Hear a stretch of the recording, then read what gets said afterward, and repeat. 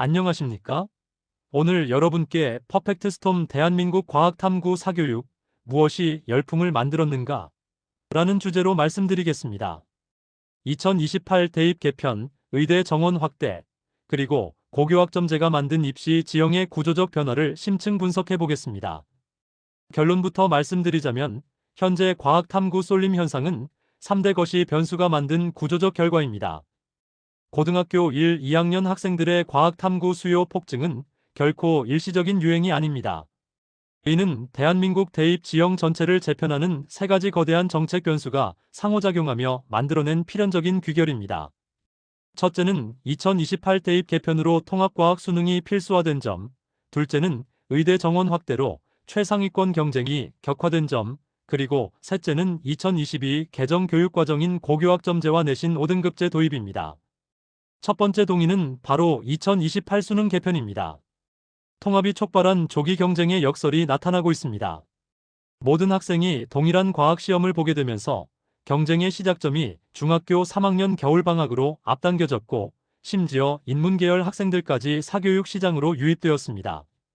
학습 부담의 보편화로 인문자연 계열 구분 없이 모든 수험생이 통합과학에 공통 응시하게 되었고 이는 이과 성향 학생들과의 직접 경쟁을 의미합니다. 상대평가 9등급제는 단 한 문제의 실수가 등급을 가를 수 있다는 불안감으로 완벽한 학습을 요구하며 사교육 의존도를 높이고 있습니다.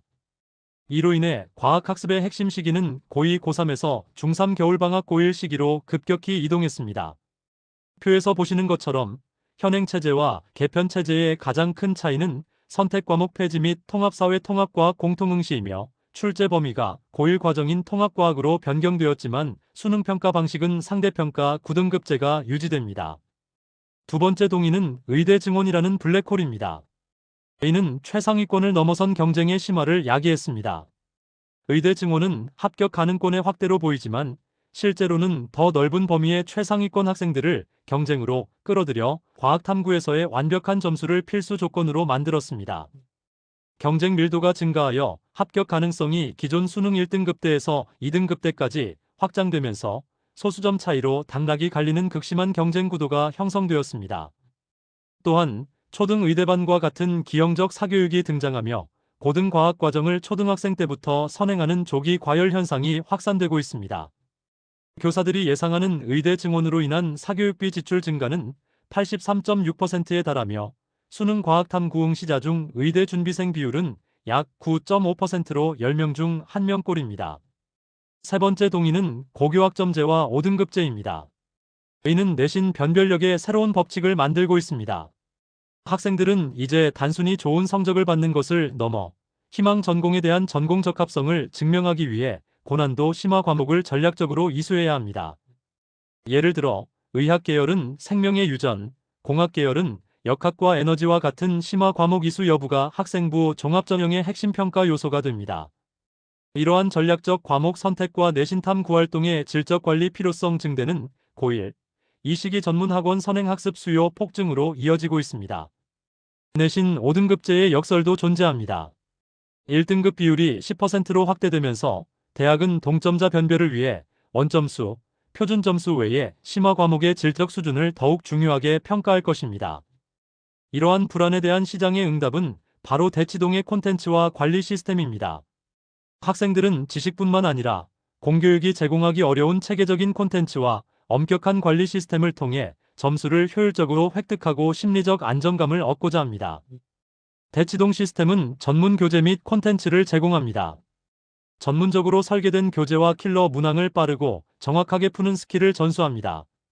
또한 학습 불안감을 관리하며 엄격한 관리 시스템을 통해 주간 테스트, 객관적 성적 피드백, 개인별 성취도 분석을 제공하여 치열한 경쟁 속 불안감을 통제하고 학습 효율을 극대화합니다.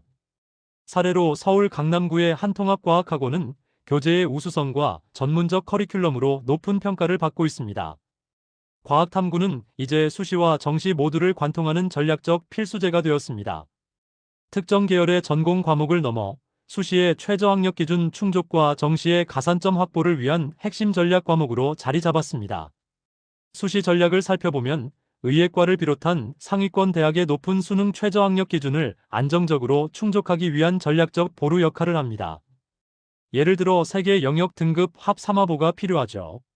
정시 전략에서는 주요 자연계열 대학들이 표준 점수 유불리에 따른 사탐론을 방지하기 위해 과학탐구 응시자에게 5에서 10%의 가산점을 부여하고 있습니다.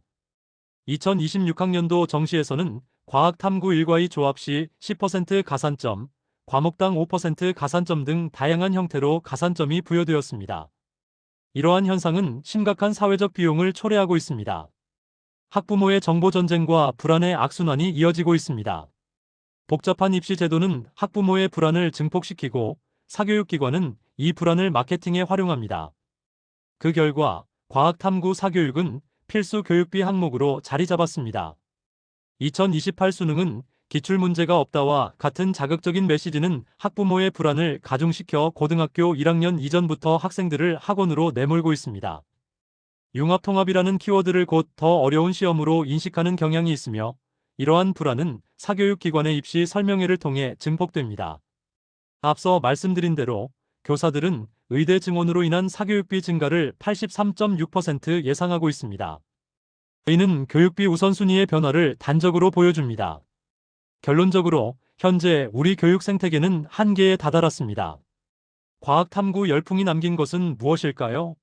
2028 대입 개편, 의대 증원, 고교학점제라는 세 가지 변화는 학생들을 학교 밖으로 내모는 퍼펙트 스톰을 만들었습니다.